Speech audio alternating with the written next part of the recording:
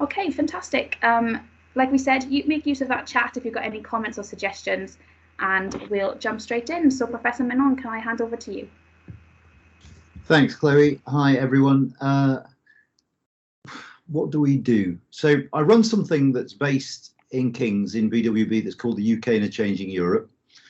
We're funded by the ESRC, which is the National Social Science Research Council, and we're a very odd organisation in that we're not paid to do research per se. We're paid to tell people what the research says.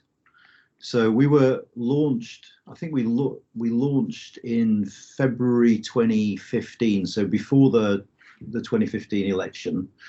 And our remit was basically, if we were to have a debate about Europe, because of course before the 2015 election it was far from clear we were going to have a referendum, we should be a sort of a mouthpiece for social science, a mouthpiece for academics that allowed non-academics to understand what proper research about the relationship between the UK and the EU said.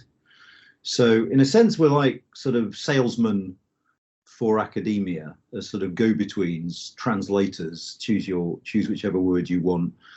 And so for the last six years, that's what we've done. We've got a sort of team of people, of academics based all around the country. We've got people in Edinburgh, people in Birmingham, people in Cambridge. John Curtis, who you've probably seen at election time on the telly, is one of our fellows. And we've tried to keep going with this role of doing what sometimes academics aren't very good at, which is sort of going that extra mile, which is once you've done your research and you've written your journal article, actually going a little bit further and telling the world outside that paywall what the research says and why it matters.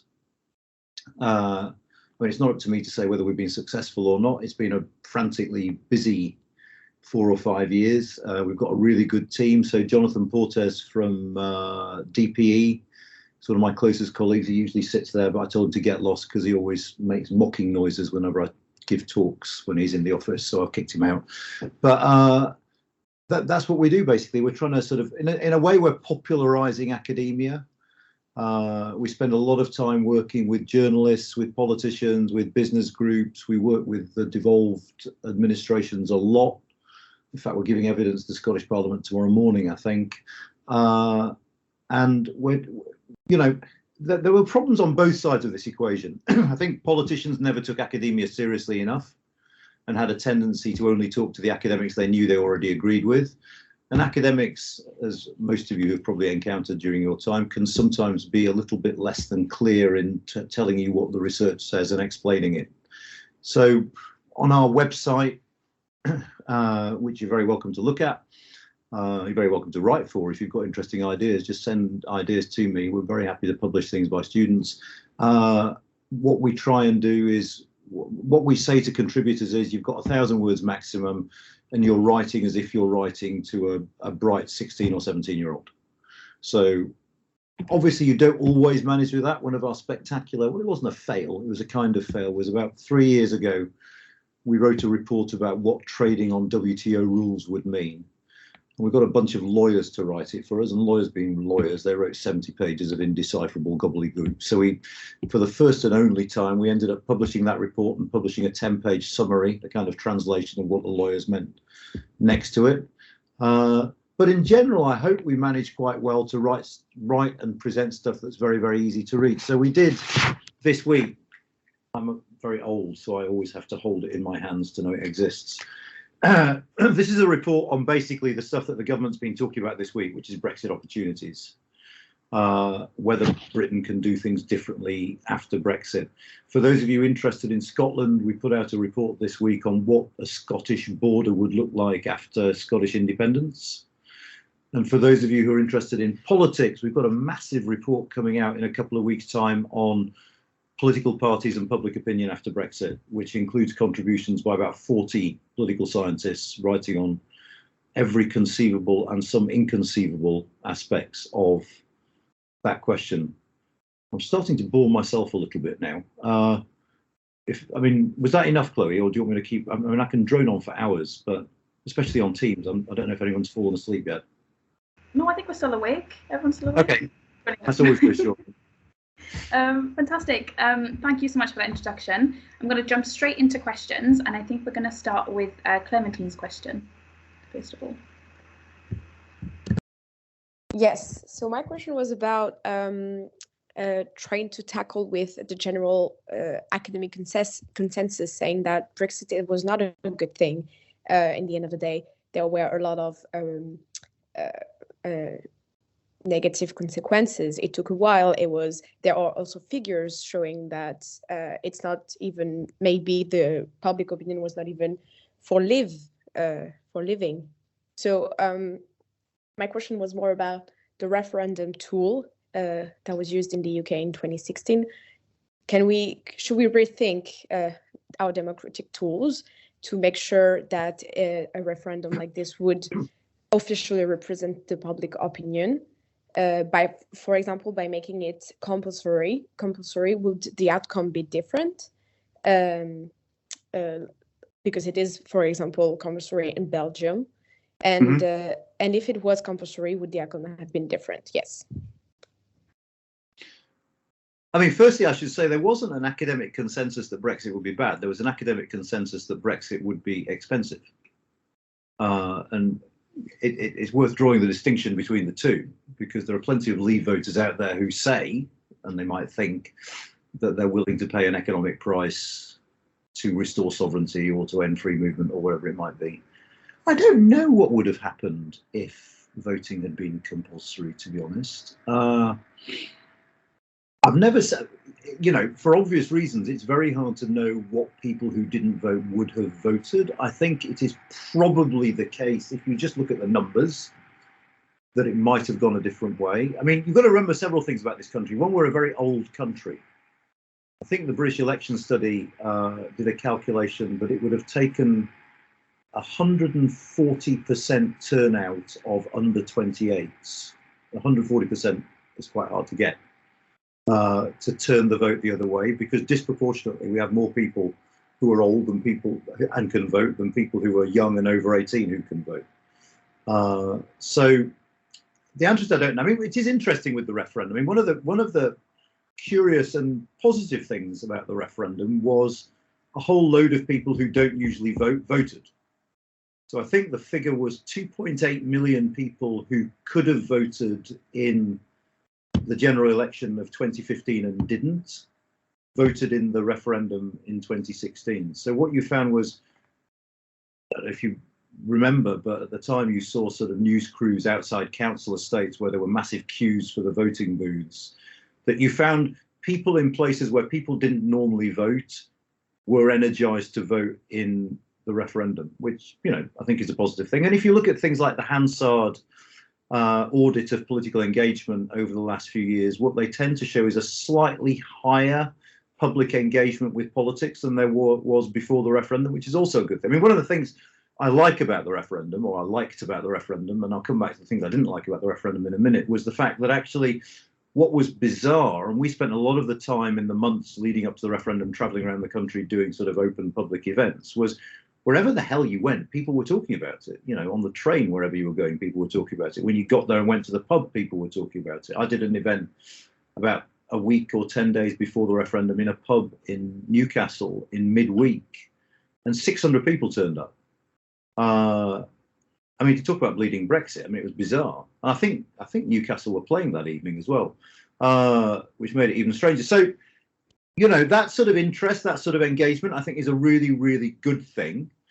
What I'm less keen about with the referendum, I mean, referendums are very blunt weapons. One of the problems with the referendum was it gave us a binary choice when there were actually a multiplicity of answers. And one of the reasons why we spent the last 5 years doing our head in about Brexit is Leave Remain didn't actually summarise the choices that were on the table. And what we found very quickly after the referendum is if you say, leave with this deal, leave with that deal, leave with that deal, or Remain, there was no majority for anything. And that was the fundamental problem of the Brexit process. Other things about the referendum: should EU nationals or under 18s have been allowed to vote? Personally, I think no. Personally, I think you should never change the franchise for the next vote. because it's dishonest. I think if you're going to change the franchise, change it for the vote after next, when you can't be quite certain what the consequences will be. And then you're changing the franchise for the right reasons, because you think the franchise is wrong, rather than the wrong reasons. I refer you to the Scottish referendum of 2014 and why Nicola Sturgeon and why wasn't Sturgeon then, why the SNP changed the franchise, because they knew that 16 to 18-year-olds were overwhelmingly in favour of independence. That's called cheating in my book. That's not called reform. So I think it would have been and looked dodgy to change the franchise just for the referendum. Should there have been a supermajority? Again, I think no, for the simple reason that we didn't have a supermajority to stay in 1975. And I think if you didn't, I mean, you would, what was it, 66-33? So you would have achieved some kind of supermajority, depending when the bar was set back in 1975. But I don't think you can say 51% can make us stay in, but 66% are required to take us out. And I don't think that would appear fair. The Public Accounts Committee that have published a report this very morning about Brexit, incidentally, produced a good report on the referendum in which they said what politicians need to guard against is what they call a bluff call referendum. That is to say, you hold a referendum not because you're interested in the answer or genuinely curious what the public think, but to settle an issue that you can't settle politically. David Cameron held a referendum so that we'd vote to stay in, so that the Eurosceptics would shut the hell up once and for all. That's not a good reason to have a referendum. You have a referendum because you've got a genuine set of policy choices that have been debated preferably in advance, so that the public have a high degree of knowledge of the system. I mean, one of the striking things about Brexit was our parliamentarians didn't really understand it until after the referendum, when they had to start debating it. And I think that process should have been reversed. I think I can tell you this now. A couple of us went on the 1st of April, which might be symbolic, might not, 2018. My year's wrong. Yeah, 2019. So the 1st of April 2019 was the day, I don't know if you remember, when Parliament had its indicative votes, where they voted on a whole series of different Brexit choices. Anyway, on that day, I got a phone call from Rory Stewart saying, can you possibly come in and talk to some of my colleagues about the options in the indicative votes? I went, yeah, sure. I think it'd be, Rory and a couple of friends in the tea room. So he turned up in Parliament. 85 Tory MPs turned up for this meeting. And what was slightly depressing about it was some of them, not all of them, but some of them did not have the first clue about the issue. So someone asked, if we have a customs union, do we have to have free movement? It was like, no. But that was, I would like to have referendums on issues that politicians have debated fully first, have laid out the clear options for us first, so we can have a good, sensible debate. None of which is me saying, oh, if we only know the facts, then we would have voted Remain. I often think that the more you know about the European, my career pre-UK in a changing Europe, I was professor of European politics at Oxford. Then I moved and ran a European research centre at the University of Birmingham. And my title here is Professor of European Politics. So I taught EU politics is what I did before I did this. And I often used to think that actually it was a good job that people didn't really understand how the European Union worked, or they'd hate it.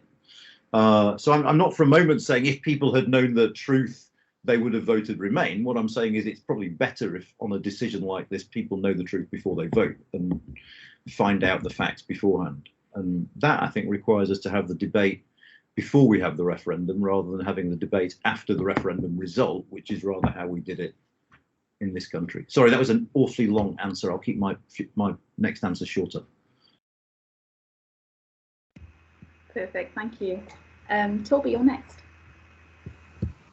Hi there.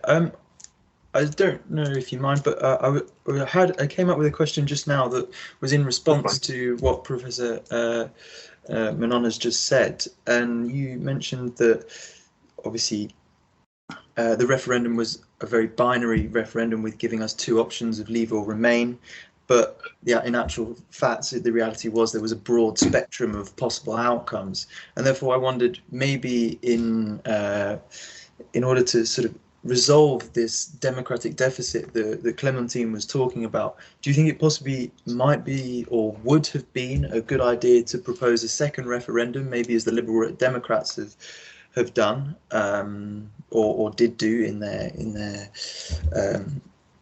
election campaign in 2018, 2019, yes. And then my original question, which I was meant to have asked, was whether you think that Brexit actually aided the UK's response to COVID, especially in regard to the speed of the vaccine rollout. On the second one, no, but I'll come back to that in more detail in a minute. The Liberal Democrats by 2019 weren't proposing a second referendum. They went into the 2019 referendum proposing revoke.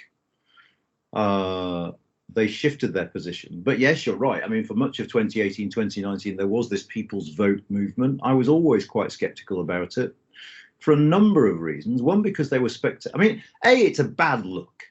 All right. I mean, let's just be honest about this. You have a referendum, you make a decision. The government, which wanted the opposite outcome, had been quite clear, saying we will respect your decision and we will act on it. Acting on it doesn't mean we'll ask you again in a few years' time to see if you've changed your minds. It means acting on it. I think a lot of people would have felt very betrayed if we'd had another referendum. I'm not saying, oh my God, there will be violence and a gilets jaunes and, you know, civil unrest and all that, but I think it's a bad look. I also think it was utterly unclear what the question would be. That is to say, would it be leave remain? Would it be leave under this deal or remain? Would it be leave under this deal or have no deal? By spring 2019, there was quite a backing for no deal or remain. In which case, how do you do three things? You want to Google Condorcet paradox. That's where you are. Then you'll find it very hard to get a majority for anything. I remember Vernon Bogdanor bizarrely in some newspaper suggesting that we should have referendums on consecutive Thursdays. So the first would be leave remain, and if that voted leave, then the second would be no deal versus the deal. Just imagine what the turnout would have been on the second Thursday at that point. So there were so many practical issues around the idea of another referendum that I think it would have been problematic. And there was never a majority backing for it in Parliament anyway. I think actually, for what it's worth, Corbyn's position by the end was utterly bananas, which was we're going to back a second referendum and stay neutral in it, which was like the worst of all worlds. Anyway, that's that. COVID, no. I mean, remember, we rolled out our own vaccine when we were still bound by all EU laws. We did it during the transition period. We didn't do it after the transition period. So the argument that we would not have been able to do this had we been member states is nonsense. The argument that we would not have chosen to do it had we not been had we still been member states is more interesting.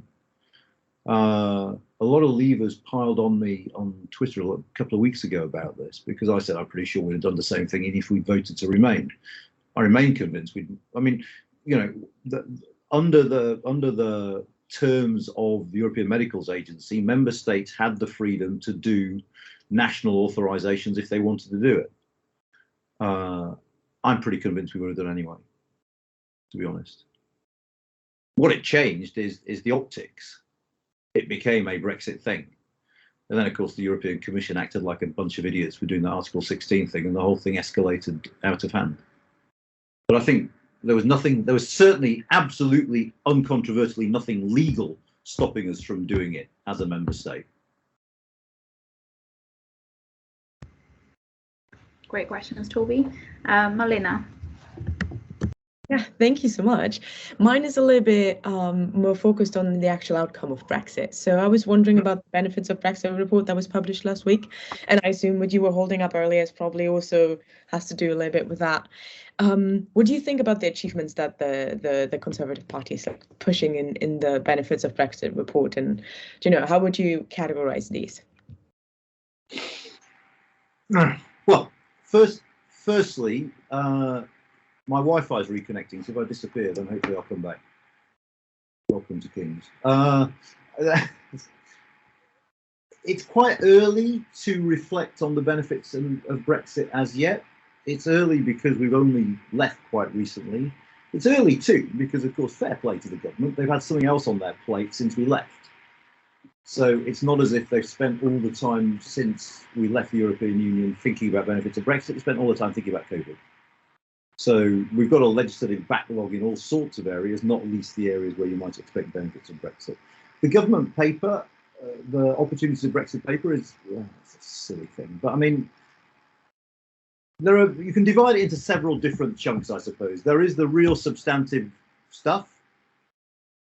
There is the stuff that might well become benefits of Brexit. And then there's the borderline horrendously dishonest stuff. Start with the first stuff. We've got a new agricultural policy. Wouldn't have been possible without Brexit. Is conceivably a better I mean, my God, if we're not capable of getting a better agricultural policy than the common agricultural policy, then we should all just go home. I mean, because the common agricultural policy is a mess. So you'd like to think, given a bit of time and the opportunity, that we could design something better. And I think on balance, if they fund it right, it's a very big if.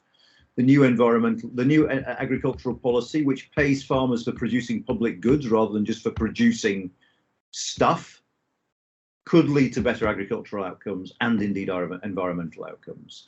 Immigration policy, we've got a brand new immigration policy, which again wouldn't have happened without Brexit. We've got an immigration policy that is far more liberal towards non-Europeans than our previous immigration policy was.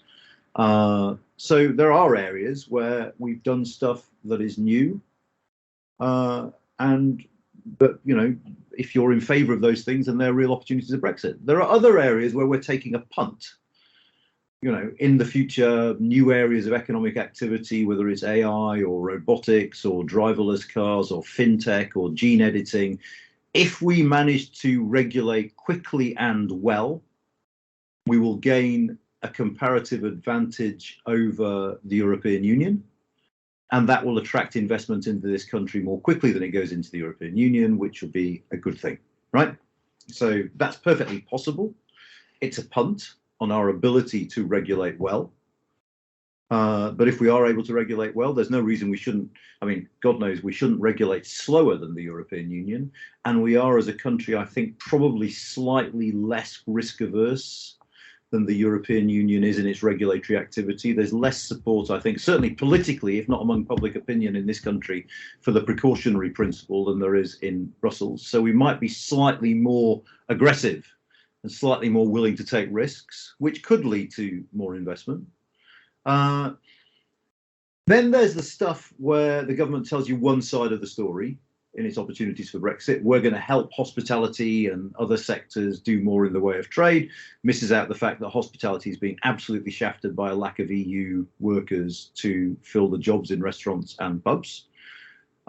We can regulate better and diverge from EU rules, it's true, but in some areas there are obvious costs. If we change GDPR, we might lose the adequacy ruling that we got in data. And if data flows are stopped between us and the European Union, it will cripple a load of businesses.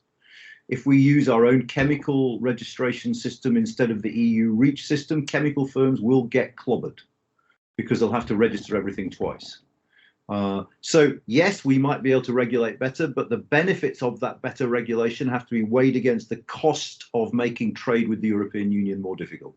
And that second half of the equation was missing from the government's opportunities of Brexit. And the final thing was the bits that were sort of dishonest. They weren't quite dishonest because the phraseology was quite tight. But for instance, after Brexit, we sent a carrier group to the Indo-Pacific. It is true that chronologically it was after Brexit when we sent the carrier group to the Indo-Pacific.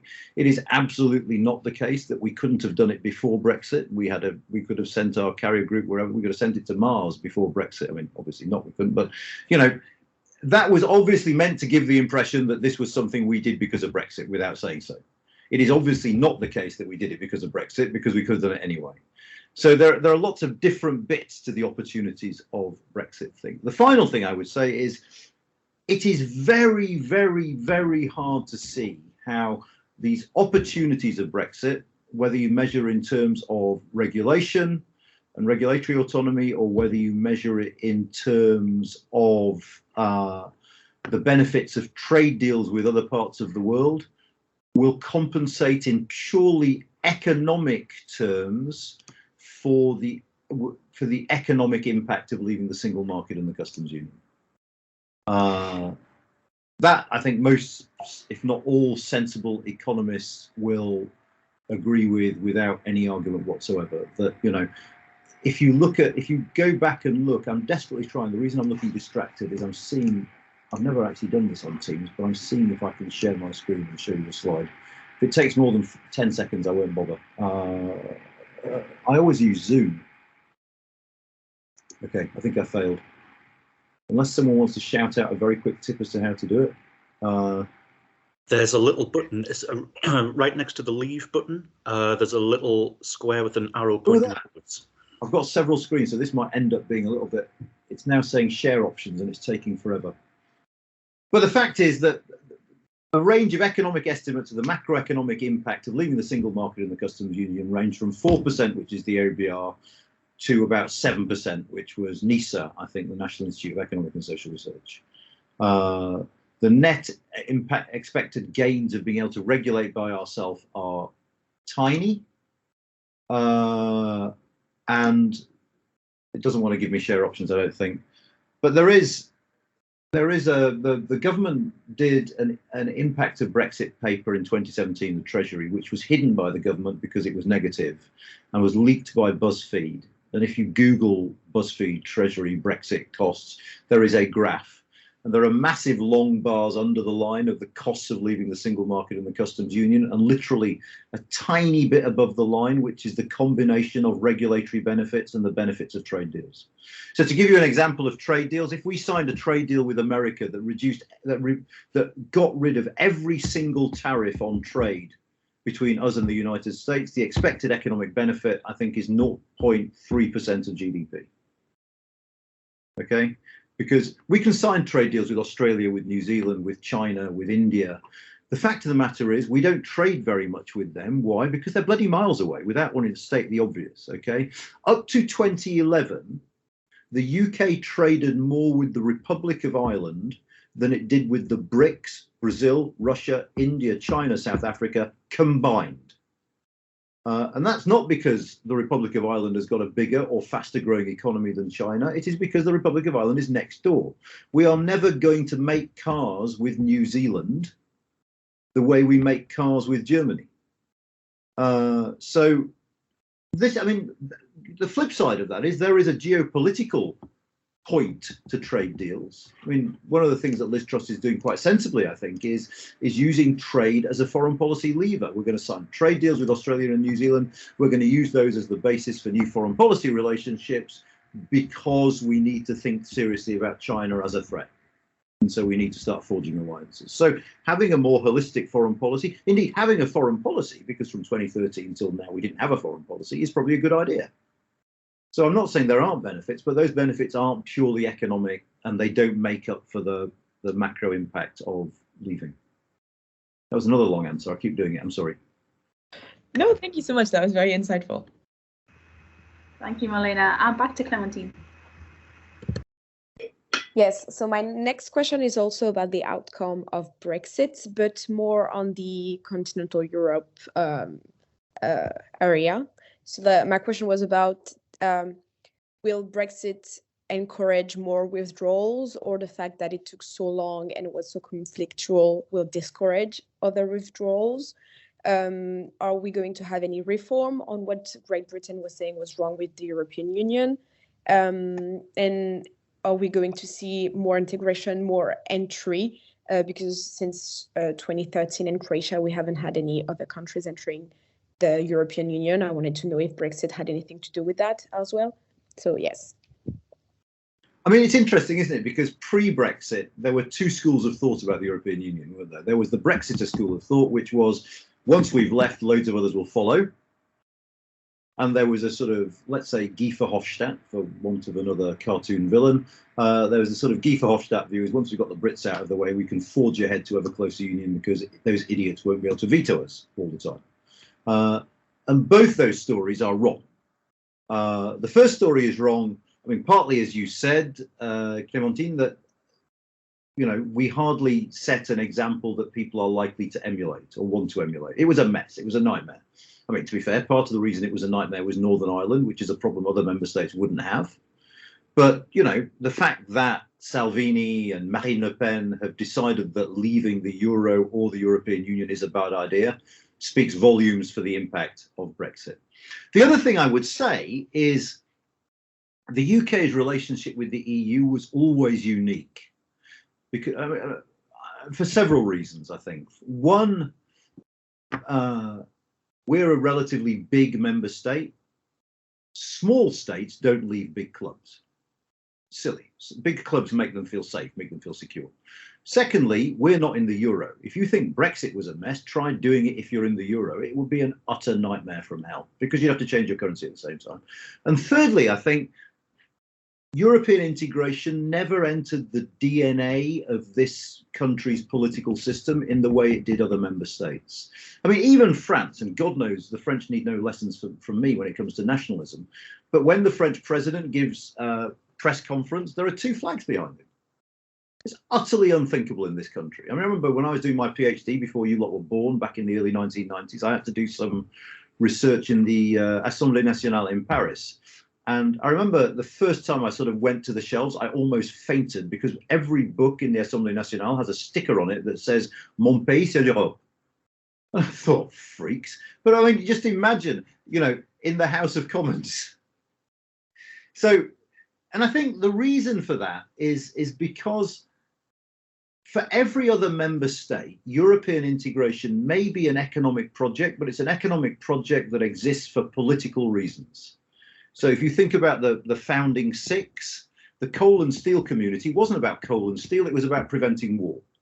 If you think about the Greeks or the Portuguese or the Spanish, the point of joining the European community wasn't because we want to be in the market, though that was nice too. It was because we want to entrench democracy after a period of dictatorship. For the countries of Eastern Europe, it's absolutely self-evident. This was not, I mean, getting rich is great as a side effect, fine. But it was about coming back to Europe. It was about embedding yourself back in what you consider to be your home. So for all those member states, there's a political sort of subtext to EU membership. For the UK, we wanted to join because we wanted a slice of the economic pie. It was as simple as that. Our economy wasn't doing very well. We tried by ourselves. It had proven not to work. Can we have a part of it, please? So there was no, so in a sense, the glue that held us in to the European Union was far less strong than the glue that holds other member states in. So that's why I'm talking at too great length again. But that's the first half of the question. That's why people aren't going to emulate us. Is the European Union going to forge ahead? No. And I tell you what, if you look at the big issues, I mean, let's include enlargement because Clémentine talks about enlargement. You take enlargement. What are the other big issues facing the European Union? There are massive foreign policy challenges. The EU can't get its act together on Russia or indeed on anything else when it comes to foreign policy. Reforming the Eurozone so you don't get another Euro crisis because actually the Eurozone hasn't been properly reformed. Dealing with migration crises in the future and dealing with the values divide between West and East. I think they're the big challenges facing the European Union now. All of them are characterized by two things. One, the UK wasn't the problem. We weren't the issue in those structural problems. And secondly, we weren't the veto player. We weren't the state that was blocking a resolution of those problems. So in a sense, we're out of the way now. It's given the European Union a little bit more space, hasn't it? You wouldn't have got a European Recovery Fund in the way you did with the UK around the table. We'd have vetoed it. You wouldn't have had the European Defence Fund with the UK around the table. We'd have vetoed it. So there are areas of progress in integration, but when it comes to the fundamental structural issues that the European Union is going to have to confront, the problems are exactly the same as they were when we were a member state, and no nearer being solved than they were when we were a member state because we weren't the problem in solving them. I hope that answers you. So I think both the arguments I started with, the sort of Brexit, the pro-Brexit argument and the Guy Verhofstadt argument, were exaggerated and unrealistic. Perfect, thank you. Toby, you're next. Yes, so my next question is more sort of sociological, really, and I'd like to ask whether you think the UK's departure has created created at the time of the referendum a platform for discrimination. And that could either be within the UK or in Europe, even. I'm not sure about Europe.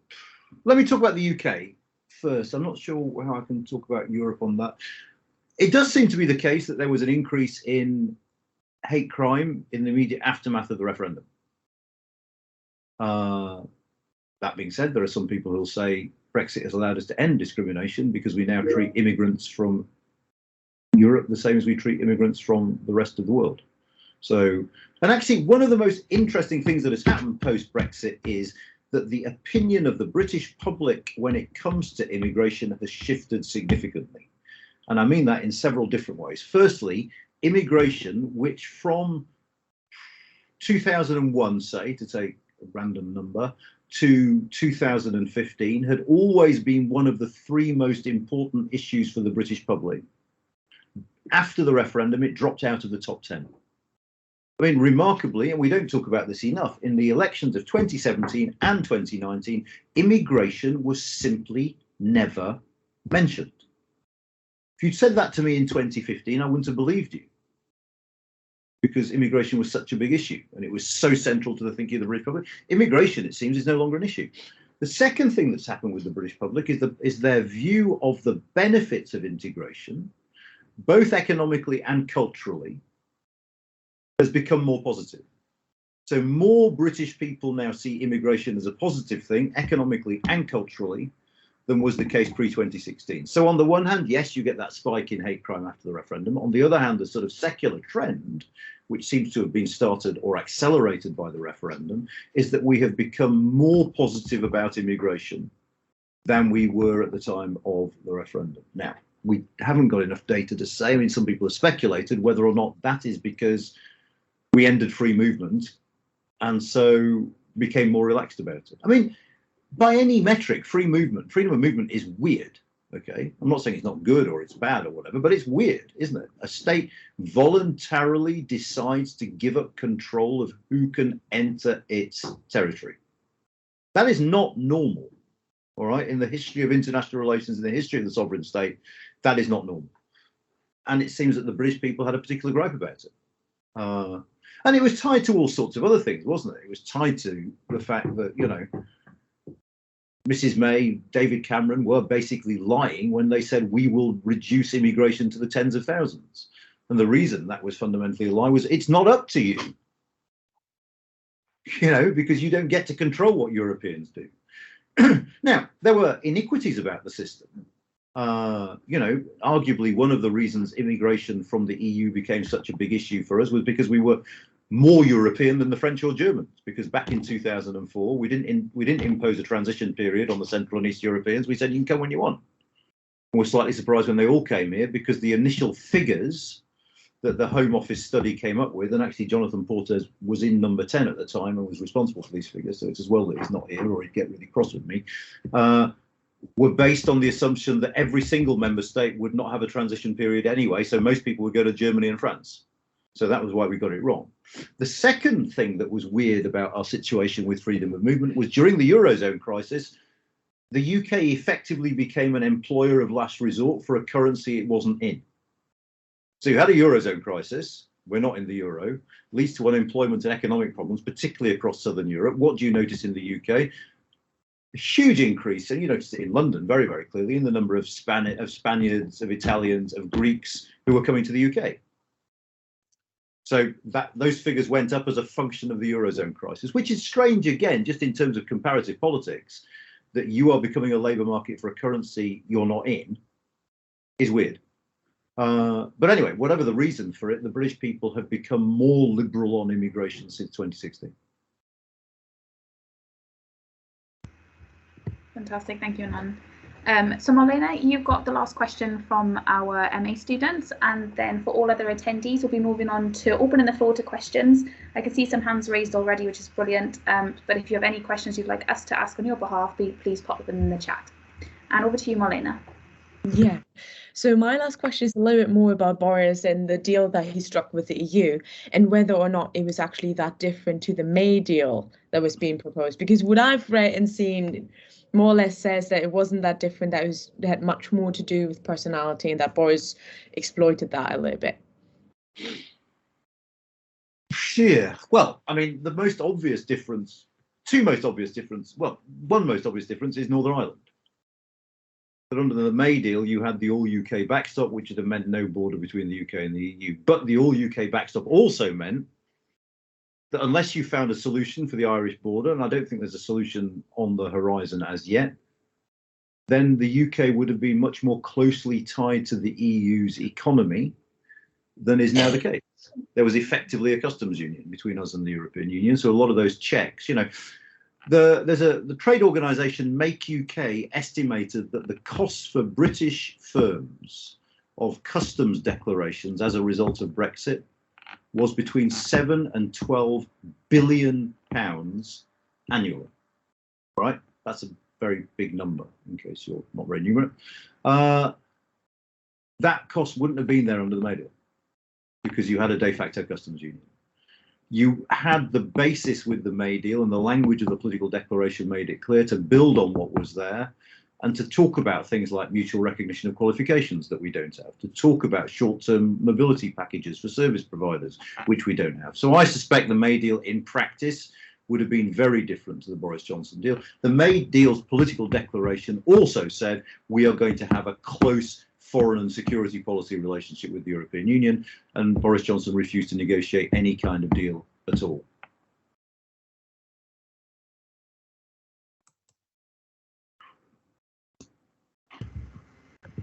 Perfect. So thank you, Malena, Toby and Clementine, for your fantastic questions. Now we'll move it on to opening questions up to the audience. So we've got a raised hand. Gibran, would you like to ask your question? Yes, thank you for the talk so far. It's been very interesting. I'd just like to ask maybe a couple of questions. The first is that we saw in the aftermath of the referendum that there was a sort of growing surge for Scottish independence, maybe resentment against the idea that Brexit was voted for, whereas Scotland was to remain. And that's maybe gone down a bit in recent days, or recent months even.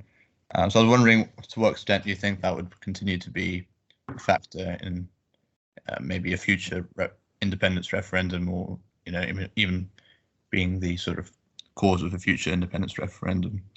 And the second sort of question is that I think we've maybe seen, I don't know if it's just me, but we might have seen a bit of a growing sort of, you know, assertiveness of Britain on Europe, especially like in relation to Ukraine. We've seen Britain playing a larger role than maybe some other European countries.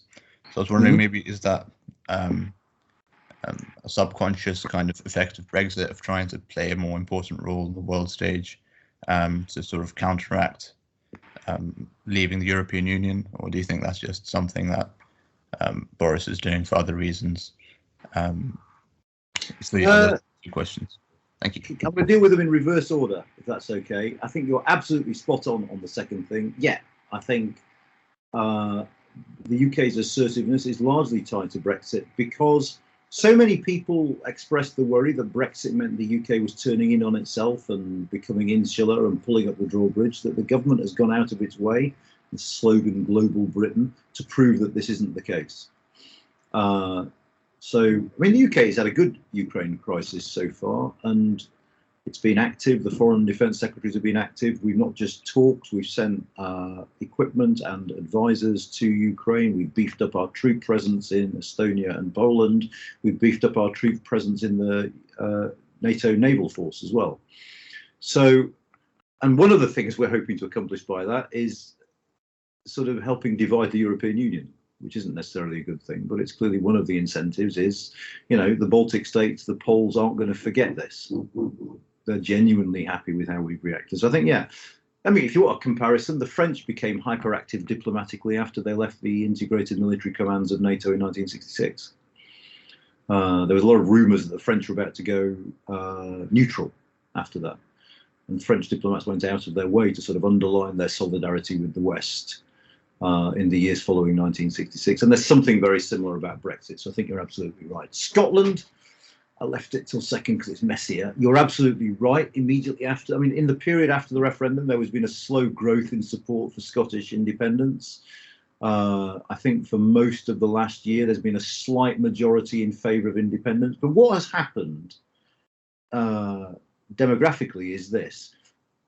A lot of people who were ardent Remain supporters who voted no in the 2014 referendum have become supporters of independence because they see it as a way of re-entering the European Union. More recently, a number of people who voted yes in the 2014 referendum but were pro-Brexit have turned against independence because they see it as a way of going back into the European Union, that they don't like the prospect of an independent Scotland being inside the European Union, and so they have started supporting the Union rather than independence. The way I describe it is this: that the Brexit referendum for people who were pro or wavering about it increased the emotional appeal of Scottish independence.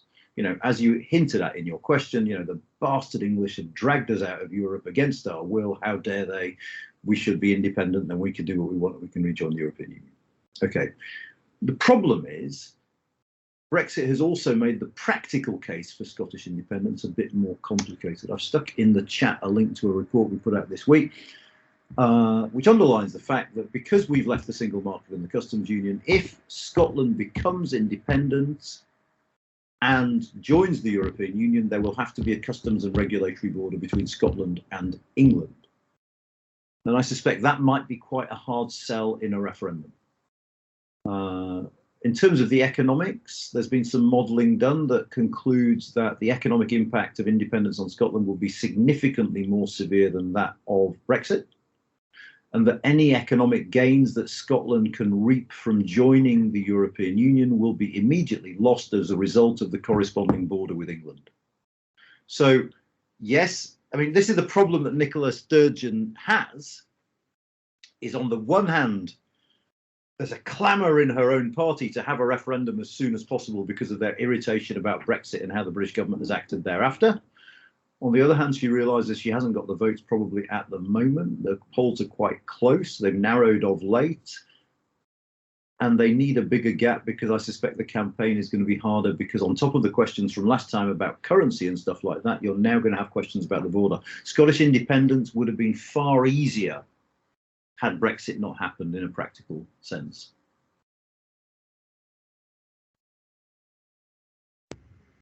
Thank you, Gibran, for your fantastic question. And we got a couple of questions in the chat that I will read out. So one great one from Noah, who's asking, Anand, if you could possibly go into more detail as to the economic consequences of Brexit.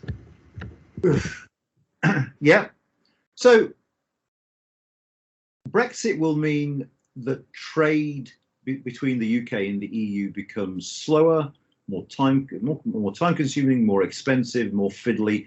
And so over time, there will be less of it. Okay, that's fundamentally what leaving the single market and the customs union mean. Companies that previously imported from or exported to the European Union are going to find it harder. Some of them are going to stop doing it. Companies in the European Union that might have come to the UK, to UK suppliers for parts or for something, might start thinking, actually, let's find an alternative supplier inside the European Union, simply because A, there's paperwork involved in dealing with the UK now, and B, it just takes longer. You can't guarantee arrival times in the way you used to be able to do so. The forecasts, as I say, go up to sort of 5–6% of GDP. This has broader implications because most economists think that trade has a positive impact on productivity.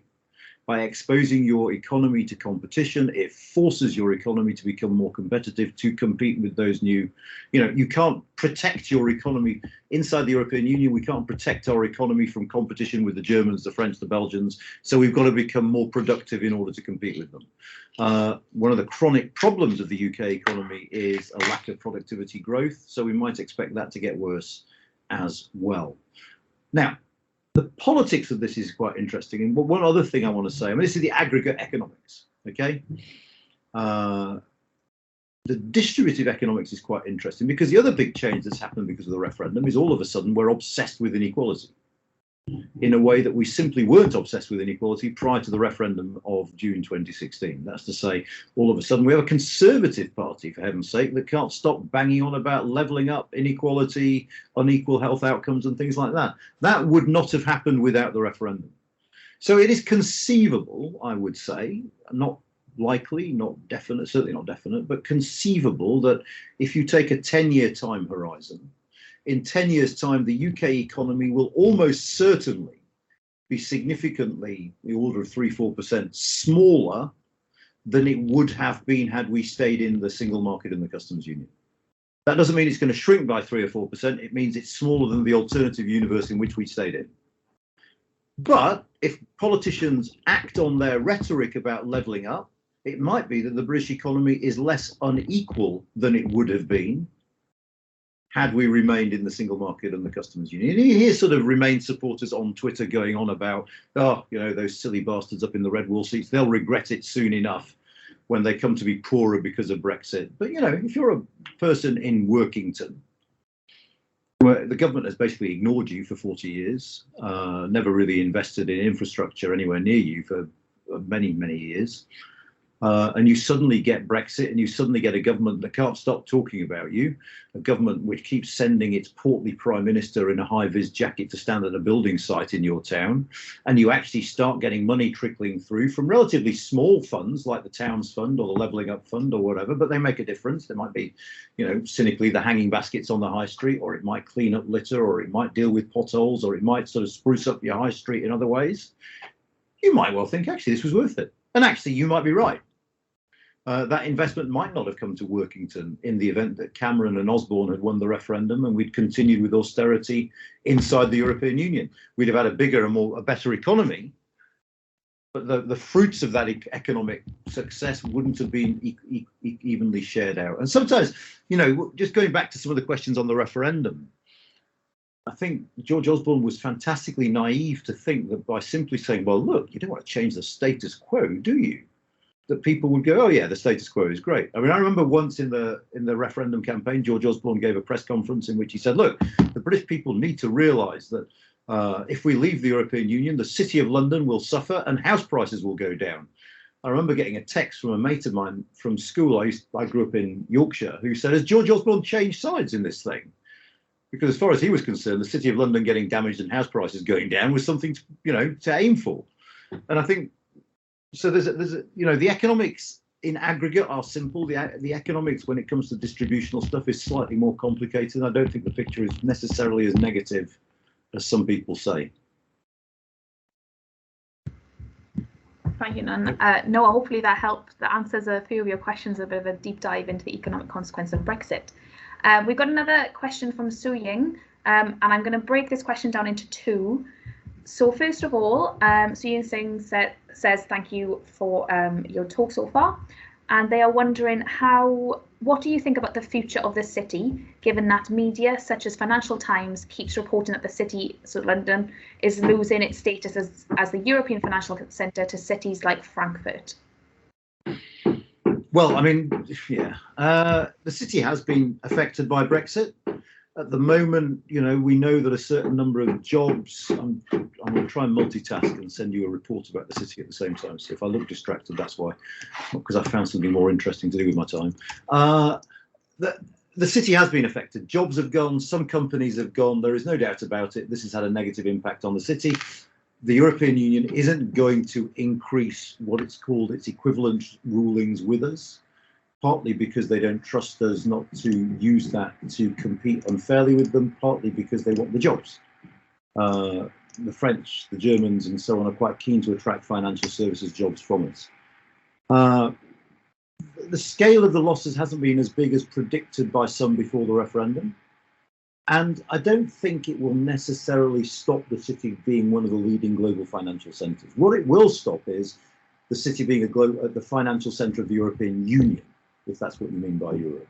Because increasingly, I suspect the EU will bring in rules about, well, prudential rules, they'll call them, that actually we don't want a huge amount of Eurozone trading to go on out in London, which is beyond the regulatory purview of the European Central Bank. The ECB tried to push forward regulation like that in 2011, but were defeated in the European Court of Justice because they could not discriminate between member states. Quite clearly, as we're no longer a member state, we no longer enjoy the protection of the European Court of Justice. The city will continue to be a large financial centre because we benefit from the English language, we benefit from that whole infrastructure, that whole ecology of accountancy firms, legal firms and the like that help make the financial services sector tick over. And let's face it, because people like living in London. you say to your average banker, look, you can go live in Frankfurt, they'll probably like scowl at you. I mean, who the hell wants to live in Frankfurt? Frankfurt's a really boring city. Actually, compared to London, Paris is quite a boring city, I would say, but that's a matter of opinion. So people are quite keen to stay here. One of the things that's happening is that bankers are staying and they're sharing back office functions with EU firms to get around some of the new regulatory barriers after Brexit. So I think that the short answer is the city will be smaller than it would have been, but will still be quite a serious financial centre for the foreseeable future. And of course, the city is one of those areas where the Treasury seems to have plans to make the city a centre of green finance, of fintech, to use regulation creatively to make the city more competitive. We'll have to see what happens as a result of that. Thanks, Anand. I'm just going to jump to David's question. So David is a British national working as an investment manager in Switzerland. And in the chat, David's talking about the Swiss approach to national and international politics and how it's diametrically opposite to the UK. He comments on how the EU referendum in the UK failed on 4 counts: wrong cause, no constitutional lock to protect the smaller nations, lack of understanding about the EU, and no definition as to what leave means. And his question is, what is the academic world doing to drive the UK political system towards a more democratic constitution that would address all these failings? Is anyone even interested? Well, I mean, the short answer is you should go to the website of the Constitution Unit at UCL that did a massive review of referendums last year that came out with some interesting findings and is actually doing some interesting consultative, almost Swiss-like work at the moment using citizens' assemblies on the state of UK democracy, the first findings of which are starting to trickle out now and are quite interesting. Yeah, we're not Swiss. I remember we did a podcast with the Swiss ambassador about 3 years ago. And he was a really funny character, the previous the new Swiss ambassador is very nice too. The previous guy was a real character. And I remember him coming on and saying, my God, what is this madness? You know, if we'd had a referendum in Switzerland that had been 52-48, the first thing we'd have done is sat together and said, right, how do you compromise? Because obviously we're divided down the middle. We need to find a solution that represents both points of view. That's not our political culture. We live in a political culture that is first past the post. We live in a political culture where winner takes all. We live in a political culture where if you get one vote more than your opponent, you get everything. They get absolutely nothing. That's just what we're used to. And that is the lens through which the outcome of the referendum was viewed. Was it optimal? Probably not. Was it baked in to the nature of our conflictual two-party first past the post system? Absolutely. Now, there are those who would say our system has its strengths. It produces, assuming that our electoral system works as it's meant to, which it's increasingly not, but assuming that it does, it produces strong, decisive government that can take strong, decisive action. You know, we are not Belgium. We're not going to sit around without a government for 18 months getting bored and not doing anything. We're going to have governments that do stuff. Now, when our electoral system is misfiring as it is now, that clearly doesn't work. There's also, I think, an open question about our political system. See you, Russell. Nice to see you.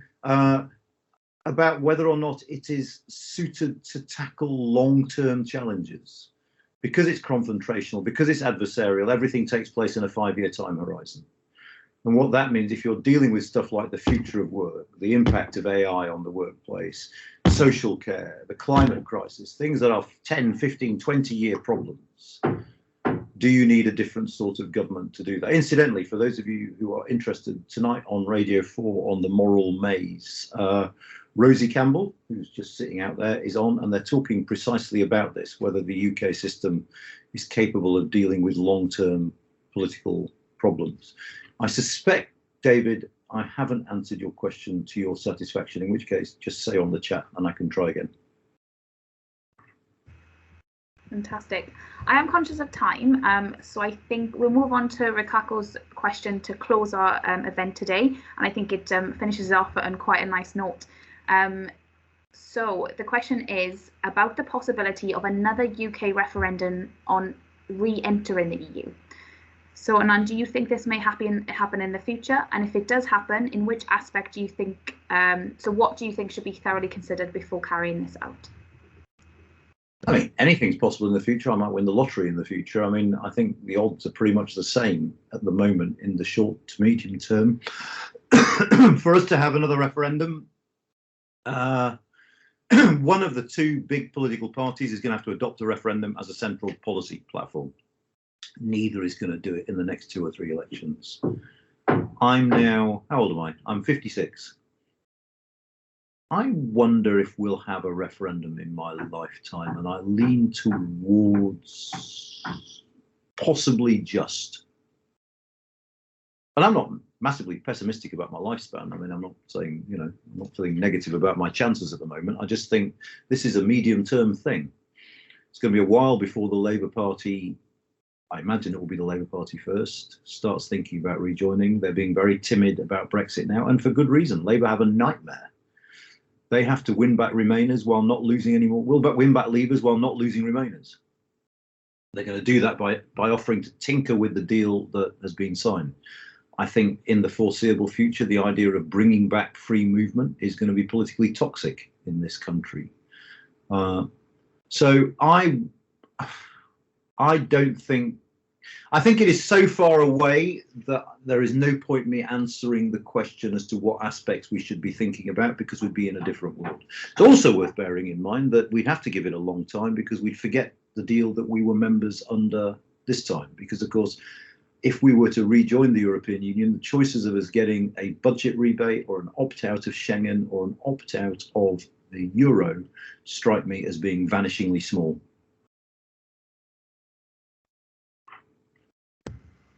Brilliant. So on that note, I think we will leave it there. Can I say a huge thank you to Toby, Molena and Clementine for your fantastic questions and for your preparation for this event. It's so much appreciated. A huge thank you to Russell, Lily, Christoph, Julia and Sophie for all your help in the preparation to this meeting. And of course, a massive thank you to Professor Anand Menon for your insight into Brexit, Brussels, Boris. It's been a fantastic event and I hope that everybody has enjoyed it. A gentle reminder that we are recording this, so everyone who's attended today can receive a copy via email very soon. Thank you all again. Have a lovely rest of the day and speak to you all soon.